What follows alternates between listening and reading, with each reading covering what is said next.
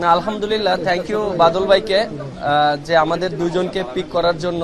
এবং আমি first time রূপগঞ্জে খেলছি এবং আমরা জানি যে ক্লাব ক্রিকেটে বাদল ভাইয়ের অবদান অনেক বেশি এবং তিনি যেভাবে দীর্ঘ অনেক দিন টিম করেছেন এবং অনেক চ্যাম্পিয়ন টিম করেছেন এবং ক্লাব ক্রিকেটে আমার কাছে মনে হয় যে অনেক ন্যাশনাল টিমের প্লেয়াররাও তার টিম থেকে খেলেছে। সো এটা একটা বাংলাদেশ ক্রিকেটের জন্য একটা পজিটিভ দিক ছিল।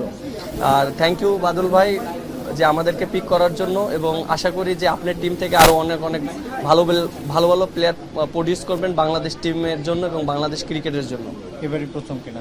হ্যাঁ, আমরা দুজন এবার প্রথম খেলছি।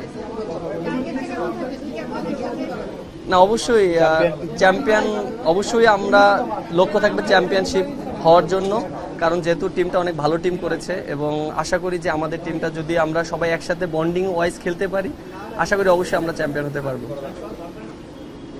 ভাই, আমরা শুনছিলাম মুস্তাফিজকেও নেয়ার একটা চেষ্টা করছিলেন আপনি, এইটা নিয়ে কি কোনো আপডেট আপনি দিবেন? আসলে আমি মুস্তাফিজের সাথে আমার কথা হয়নি, আমার কোচের সাথে কথা হয়েছে।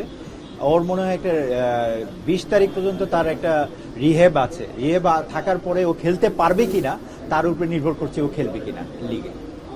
ভাই, আপনি টিমটা একটু দেরিতে স্টার্ট করেছেন, যেটা শুনেছিলাম এটা করবেন কি করবেন না, আপনারা পর্যন্ত কেমন, মানে এটা কেমন? আমার মনে হয় আপনারা জানেন সবই ঘটনা, আমি আর ওটা পিছনে যাচ্ছি না। অ্যাকচুয়ালি আমাদের সরকারের ক্রীড়া মন্ত্রী, আমাদের বোর্ড প্রেসিডেন্ট তামিম ইকবাল আমাকে রিকোয়েস্ট করেছিল। আমি অ্যাকচুয়ালি আপনারা জানেন যে আমি টিমের যা ছিল সবার সাথে সব থেকে আমি তাদেরকে ছেড়ে দিয়েছিলাম, কিছু ধরে রাখতে পেরেছি। তারপরে আমাদের ন্যাশনাল এখন আইকন দুইজনই, দুই ফরম্যাটের ক্যাপ্টেন, এবং আশা করছি এদেরকে নিয়ে এবার আমরা চ্যাম্পিয়ন ফাইটে থাকবো। বাদল ভাই, দুই আইকনকে কত ম্যাচের জন্য পাচ্ছেন?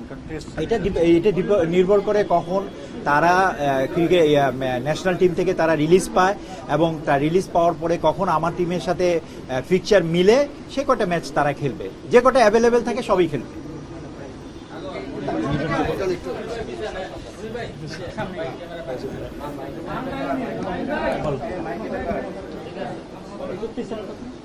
লিটনের অভিযোগ ছিল আমি নাকি নেই না, ওর সারা জীবনের অভিযোগ। না, অবশ্যই ভালো, যেহেতু অনেকদিন ধরে একটা জায়গায় খেলতেছিলাম। দেন সার্টেনলি আমাকে লাস্ট ইয়ার কোন টিম ছিল এটা, গুলশানিয়াতে খেলা, তো এবার একটা নতুন টিম। আর আমরা তো বাদল ভাইকে সবাই আগে থেকেই চিনি, বরাবরের মতন উনি সবসময় চেষ্টা করে ভালো টিম করার জন্য। চেষ্টা করবো আমরা যে মানে দুজন প্লেয়ার, আমরা চেষ্টা করবো যে কয়টা ম্যাচ খেলার সুযোগ পাই যেন টিমের হেল্প হয়। দল গঠনে আপনাদের ভূমিকা থাকবে? অবশ্যই অ্যাজ এ সিনিয়র প্লেয়ার হিসেবে তো আমরা চেষ্টা করবোই, but at the same time আপনারা জানেন যে আমাদের ফার্স্ট প্রায়োরিটি হচ্ছে ন্যাশনাল ডিউটি। দেন ওখান থেকে বের হয়ে যে কটা গেম আমরা সুযোগ পাবো, আমরা চেষ্টা করবো ক্লাবকে কীভাবে হেল্প করা যায়।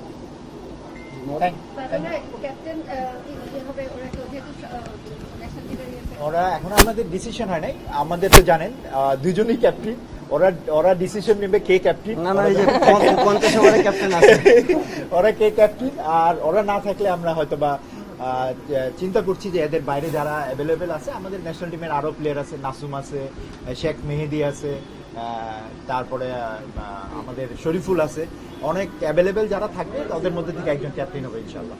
লিটন, আপনারা দুজনই দুই ফরম্যাটের ক্যাপ্টেন ন্যাশনাল টিমের, একসাথে একই টিমে খেলছেন, নিশ্চয়ই আপনাদের মধ্যে একটা রোমাঞ্চ কাজ করছে ঢাকা প্রিমিয়ার লিগে। ঢাকা প্রিমিয়ার লিগে টু বি অনেস্ট মিরাজের সাথে এর আগে কখনো খেলা নেই। অবভিয়াসলি ন্যাশনাল টিমে তো খেলেছি, ঢাকার লিগে এই প্রথম খেলবো, খেলার পরে আমি অ্যান্সারটা দিতে পারবো।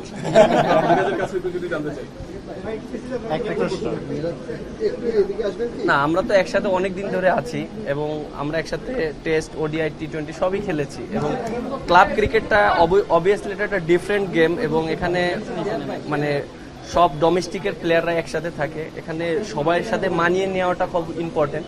বাট লিটন দাসকে তো নতুন করে চিনানোর কোনো কিছু নেই, সো আশা করি ভালো হবে একসাথে। National icon in the whole world. Thank you.